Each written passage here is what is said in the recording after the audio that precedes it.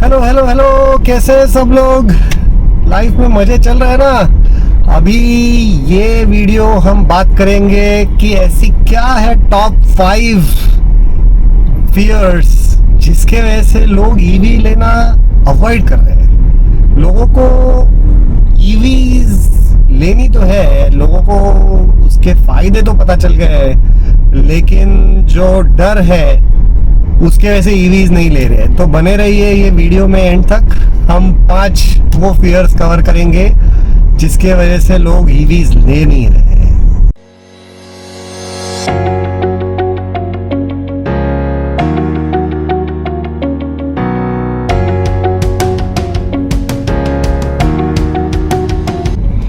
Okay, so welcome back to my channel guys. The channel's name is EV Adda with VK and here हम एक EV community बनाना चाह रहे हैं जिसमें हम एक दूसरे के साथ जुड़ सके और डिस्कस कर सके EV के क्या फ़ायदे हैं, क्या प्रॉब्लम्स है।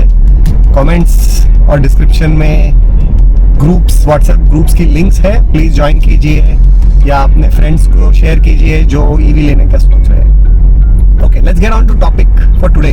क्या है ऐसे 5 फियर्स जिसके वजह से लोग EV लेने के लिए कतरा रहे हैं? सबसे पहला फियर, रेंज एंजाइटी। अब रेंज एंजाइटी को 2 हिस्सों में डिवाइड करते हैं। फर्स्ट, सिटी के अंदर और सिटी के बाहर। सो जिन लोगों का रिक्वायरमेंट है सिटी के अंदर ड्राइव करना या फिर सिटी के अराउंड ड्राइव करना, लेट्स से आपकी गाड़ी का रेंज है 350 to 400 किलोमीटर्स एंड आप कोई भी सिटी में हो, उस सिटी से आपको 50 to 100 किलोमीटर रेंज में कहीं पे भी घूमने जाना है, लॉन्ग ड्राइव के लिए जाना है, ढाबे पे खाने जाना है, कुछ भी करना है, तो ये वाले जो लोग हैं इनके लिए एब्सोल्युटली रेंज एंजाइटी का कोई टेंशन होना नहीं चाहिए। Range for the battery is given is extremely predictable.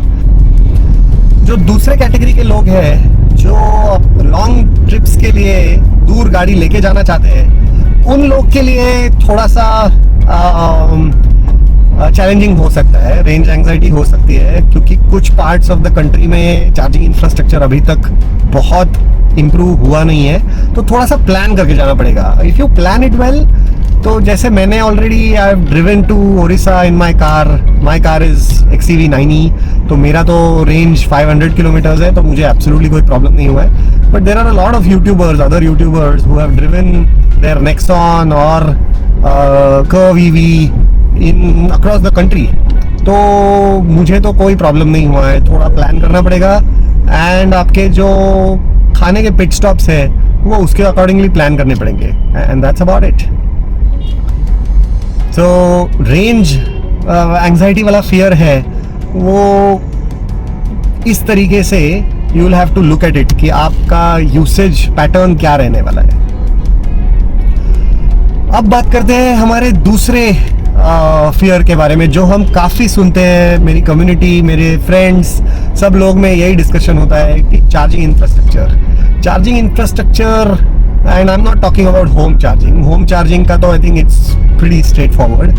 अगर आप कहीं पे भी घूमने गाड़ी लेके जा रहे हो तो चार्जिंग इंफ्रास्ट्रक्चर कैसा है, स्लो चार्जर्स, फास्ट चार्जर्स कैसे हैं। तो I have had very mixed experiences.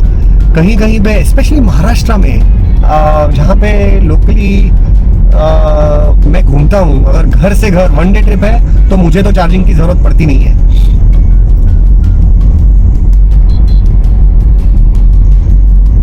And जहाँ पे मैं लॉन्ग ट्रिप्स के लिए जा रहा हूँ तो आई हैव सीन महाराष्ट्र के अंदर चार्जिंग इंफ्रास्ट्रक्चर है, बट EV गाड़ियाँ इतनी ज़्यादा हो गई है कि हर जगह मैं जहाँ पे भी जाता हूँ तो लाइन लगी होती है या फिर वेट करना पड़ता है।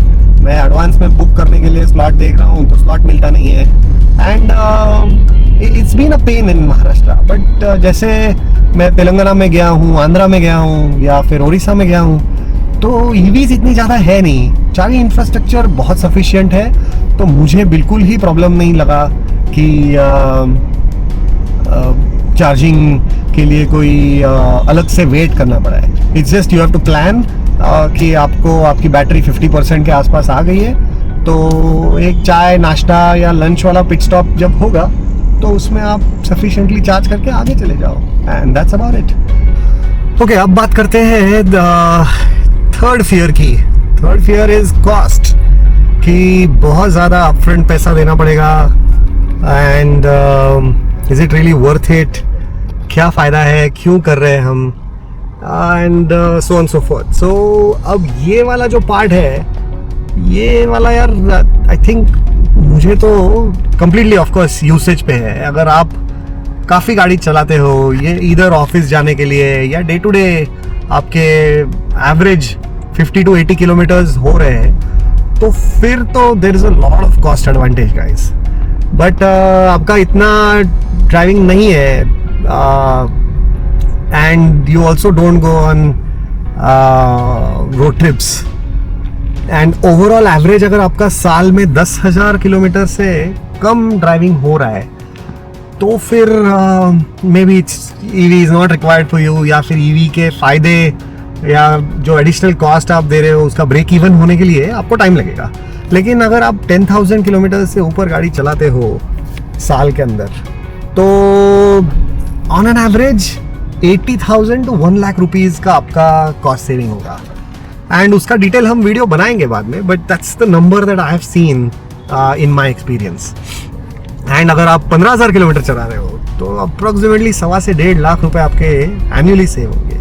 So it completely depends on आप कितना चला रहे हो। सो अगर आपने टोटल 3 लाख ज़्यादा रुपए दिए हुए हैं, तो विद इन 2 to 3 years आपका पैसा रिकवर हो जाएगा, एंड उसके बाद आपका काफ़ी सेविंग होगा।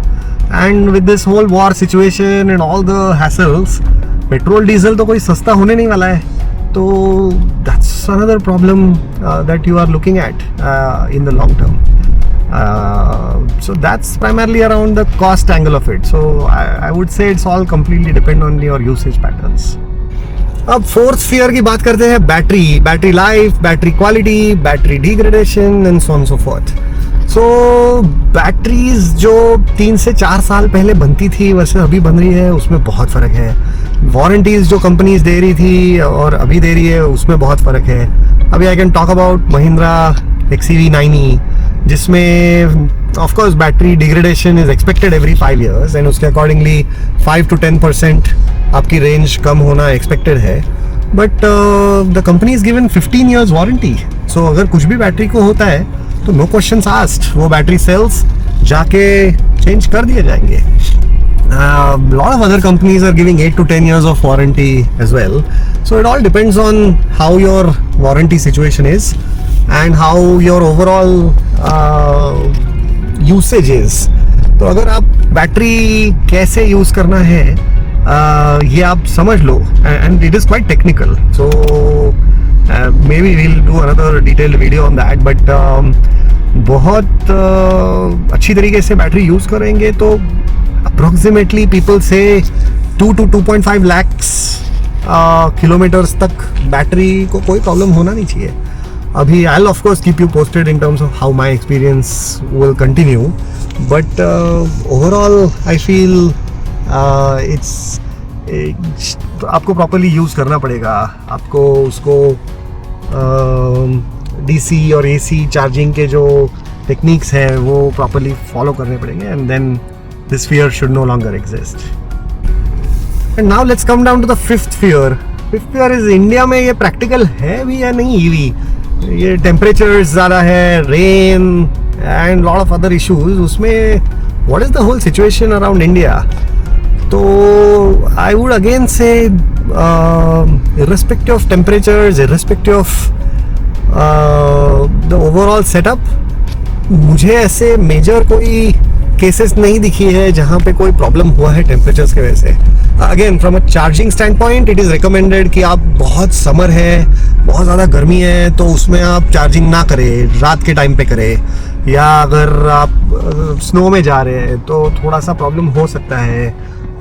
1Z 2Z मैंने वीडियोस देखे हैं यूट्यूब पे जहाँ पे प्रॉब्लम्स हुए लोगों को, नहीं है ऐसा नहीं है, but in the grand scheme of things at least अभी तो जो EVs के नंबर्स इंक्रीज हो रहे हैं, जो एक्सपीरियंसेस मैं देख रहा हूँ, मेरे खुद के एक्सपीरियंसेस, मेरे कम्युनिटी में एक्सपीरियंसेस, आई डोंट थिंक कि अभी वो इंडिया में EV वाला रहा नहीं है, ऐसा है. It's still early days. There's a long way to go.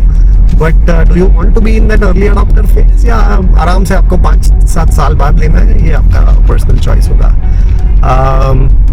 But I agree on that front कि जितना सीमलेस होना चाहिए या जितना सीमलेस हम बाकी की कंट्रीज में सुनते हैं, जैसे चाइना हो गया या यूरोप हो गया या यूएस हो गया, अभी तक उतना सीमलेस हमारे पास सब कुछ नहीं है. So we have to be little prepared. So with that guys, let's come to the end of this video.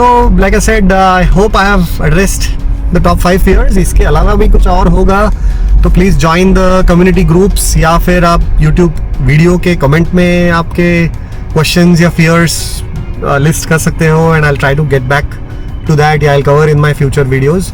And please share this with any other friends जो EV लेने का सोच रहे हैं या फिर कंफ्यूज है EV ले या ना ले, या फिर EV ले चुके हैं and they are facing some problems.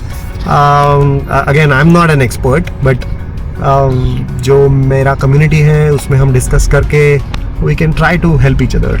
That's the primary agenda of this particular channel. सबका साथ सबका विकास. Okay, and that's all about it from me guys. Bye bye, take care.